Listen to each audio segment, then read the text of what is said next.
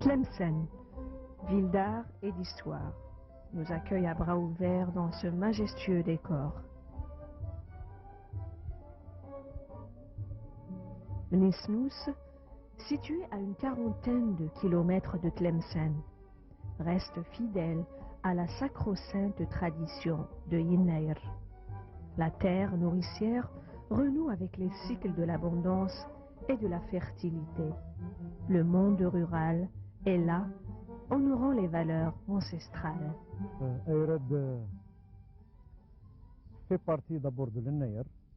C'est une manifestation culturelle qui a une relation avec l'Yenneir et il y a une dialectique entre l'Yenneir et l'Ayrad.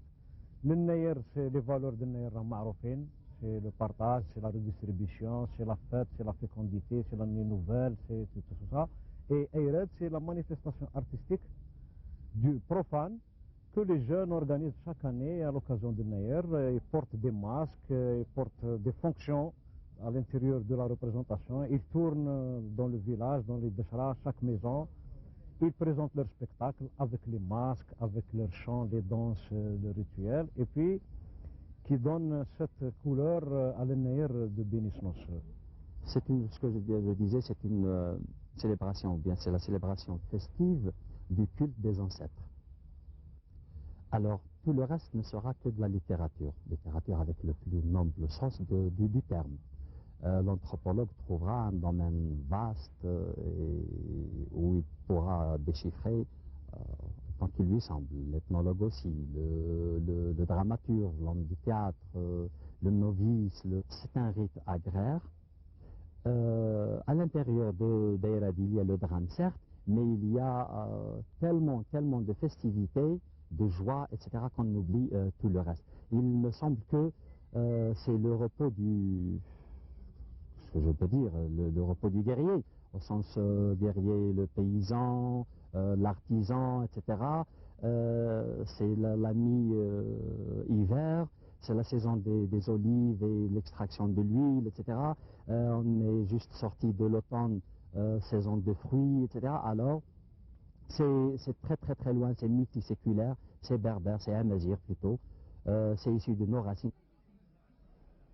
On ne peut rater ce plat traditionnel, berkoukes, un plat de bon augure, préparé pour le 12 janvier, cet instant qui laisse apparaître la lueur de Yenneir. Ce passage au nouvel an berbère est d'abord un moment de chaleur et d'enthousiasme pour toute la famille.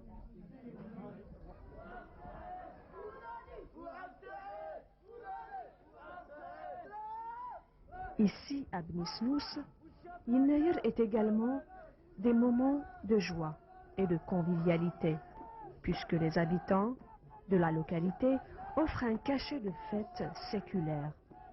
Le carnaval de Ayrad, perpétué de père en fils.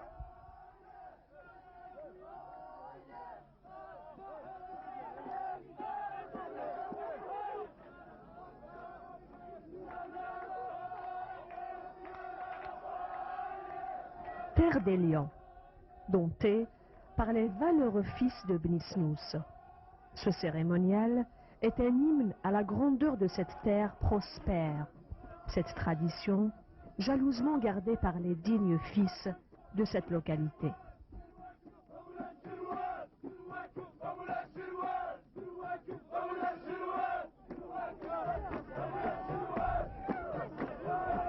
Tout le monde prend part à la fête. Les personnages des Ayrad, du marabout, nous invitent à participer à cette performance sans nous dire un mot.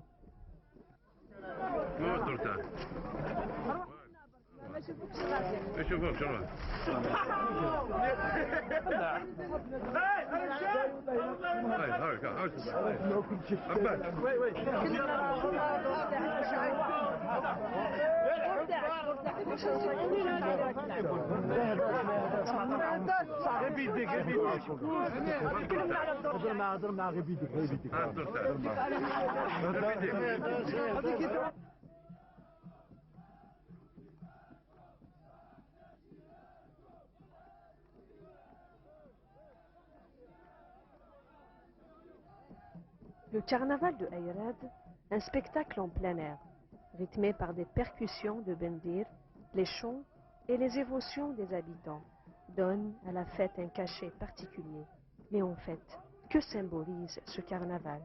Dans le phénomène de la représentation, il y a d'abord les masques, hein, le lion, la lionne surtout, le muqaddam qui dirige le jeu, mais on revient surtout à la représentation de costumes. Donc il y a là le lion, les lions, les petits lions, la lionne, le chaman qui est le sorcier ou le marabout ou le médecin si vous voulez. Et à un certain moment, la lionne tombe parce qu'elle est enceinte d'un enfant. L'enfant, c'est ce qui symbolise bien sûr la nouvelle année, la fécondité, le jour jdid, jdid. Donc à un certain moment, elle tombe pour marquer qu'elle a mal. Le chaman intervient pour essayer de lui venir en secours. Et puis le lion intervient bien sûr avec sa force naturelle pour voir ce qui s'est passé. Et lorsque la lionne voit le lion, c'est la fête qui continue. Donc la lionne se relève et le jeu continue.